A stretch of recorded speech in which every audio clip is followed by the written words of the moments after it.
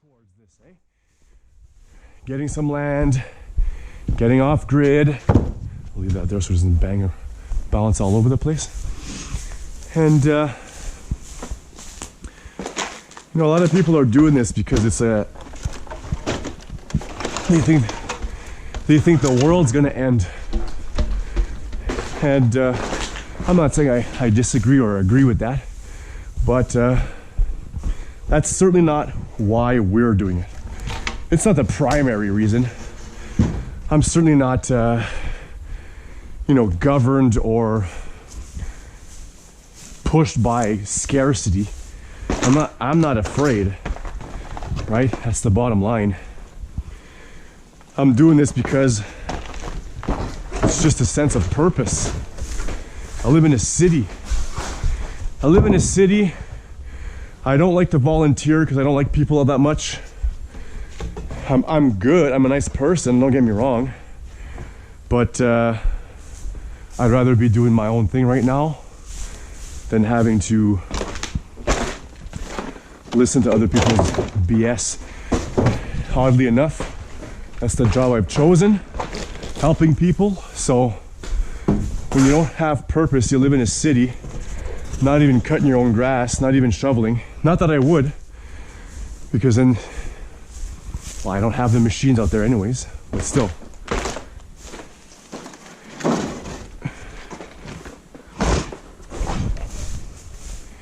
All right, now that we've got that, we're gonna go down and we're gonna bring all that under the other space, and I'll give you a bit of a tour out there, assuming I don't wipe out and kill myself.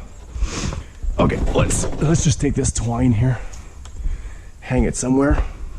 We're gonna have to figure out where we're gonna put all this stuff. Seems like they put all the wood here. Like when we bought the place, I told the agent to tell the seller that they could leave stuff like this, that I would probably eventually use that. And then the boards, that I would probably eventually use that. I didn't anticipate there being all that much, but here we are, quite a bit of stuff. Like fencing, this is all handy stuff that I could eventually use. This is not, spare tire, big deal. Seen one, seen them all. And then there's all of these, I believe these things were like for cows and stuff like that back in the day. Like when you have the carriage there, or the carriage in front, that's in the middle part. I'm not exactly sure what that is, but I'm pretty sure it has something to do with that stuff.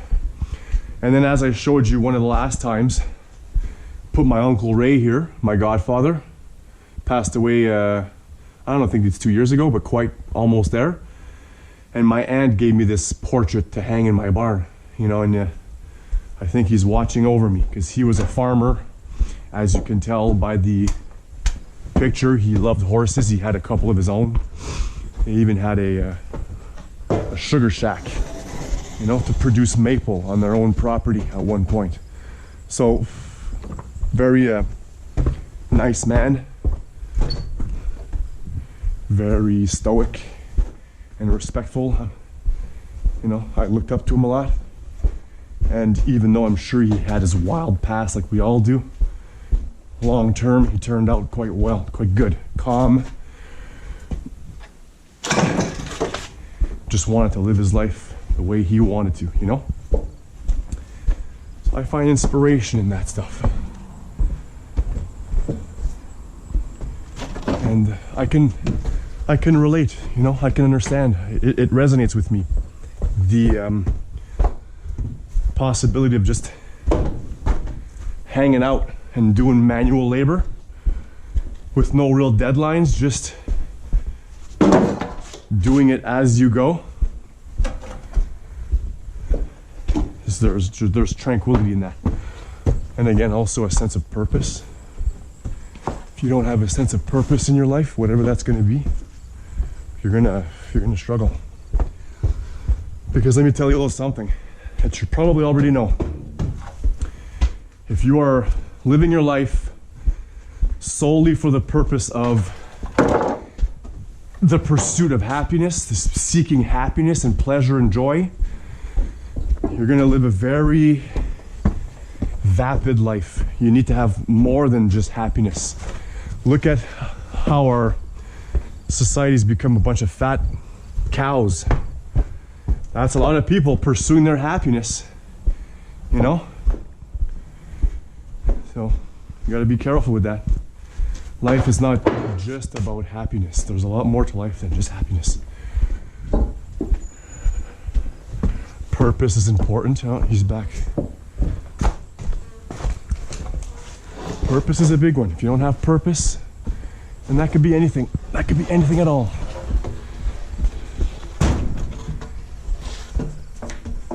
That could be anything at all. Whoops. Could be writing books. Could be playing music. Could be buying a piece of property and developing it into your homestead. It could be any one of those and all of those at the same time.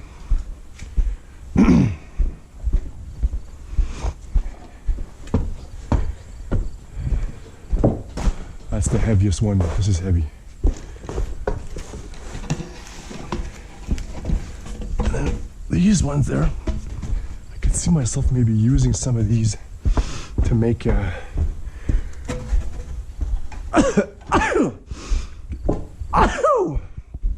sorry, pole barns.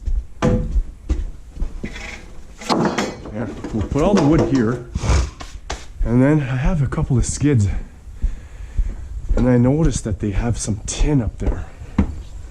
I'm not sure how many sheets, but I'll take it. You see how this one's kind of rotten here? Well, for some other time. Once I get the chainsaw going,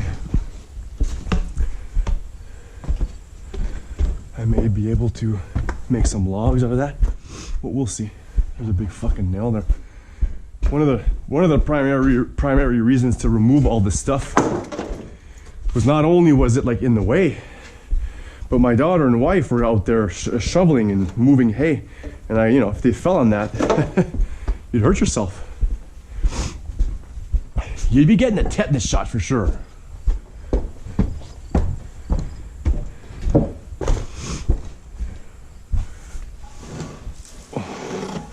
But these small pieces here, they make for good building shelves and all sorts of stuff. Foundations for, like the base, I mean, not foundations, but the base for any sort of shed or outhouse, because that's coming in the fall. We're almost there. We're like we're like September something there. September 2, September 3. We're definitely going to be building an outhouse out here. I'll show you the setup we have in a second. It's good. It's funny.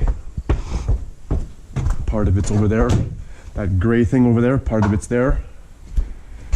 And then I'll show you the base of that in a few. Okay.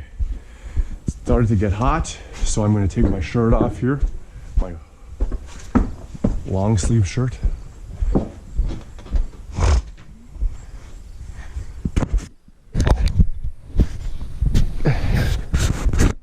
There we go. And then that would give me a shirt to go home with. I hope you can still see. I hope it's not too high. Let me lower that a little bit. I'll keep that in the car here. And then when I want to go home, well, I'll change into my jogging pants. Yeah, I gotta lower you guys here. There. How's that? That's better. I banged my head there. That's what happened. There. Banged my head a while ago. Sent you guys off to the moon, so I don't know how that footage is going to turn out, but we'll see. So here's what we've been doing with the hay, just to give you a sidebar here. So they've been putting the hay here. I said, hey, put the hay down here. Let's make a trail. So the idea eventually is to get a brush hog and take all this out, even take this fencing out, salvage that. I'm going to cut all this down here. The trees I'm going to keep some, but I'm going to prune, like, I would say at least 50% of that. There's just too much, and I don't want it to take over the barn. That far one that's closest to the barn, that's going to go. You know, stuff like that. Oh yeah, I got to show you the pooping situation.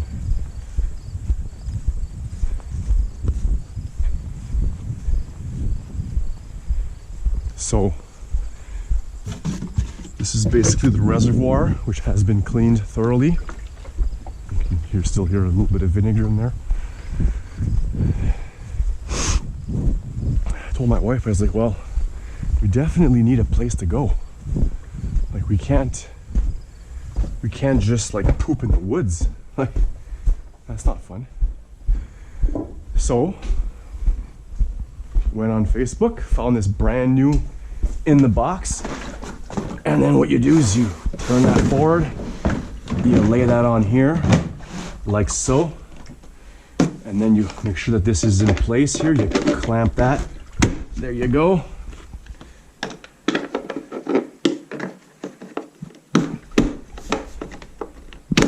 There you go. So the idea, whoops. Oh, I installed that backwards. I did that backwards. All right. Okay. Not a problem. Remove. I'll turn that bad boy around. There we go. That's why it was challenging to get on there. Okay. So the idea